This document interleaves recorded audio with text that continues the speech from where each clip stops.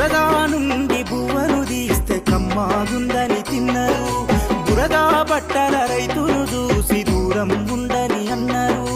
కంటి పాపల కావలిలోనే పంట రాసి నెలకొన్నది. వందనాలు రైతన్న నీకు వందనాలన్నా, నీ రెక్కాడకుంటే బుక్కెడు భూవే లేదన్నా.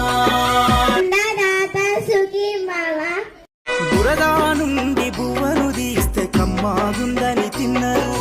బురదా బట్టల రైతులు చూసి దూరం ఉందని అన్నారు. కంటి పాపల కావలిలోనే పంట రాసి నెలకొన్నది. వందనాలు రైతన్న నీకు వందనాలన్నా, నీ రెక్కాడకుంటే బుక్కెడు భూవే లేదన్నా. బురదా నుండి బువ్వను తీస్తే కమ్మాగుందని తిన్నారు. బురదా బట్టల రైతులు చూసి దూరం ఉందని అన్నారు.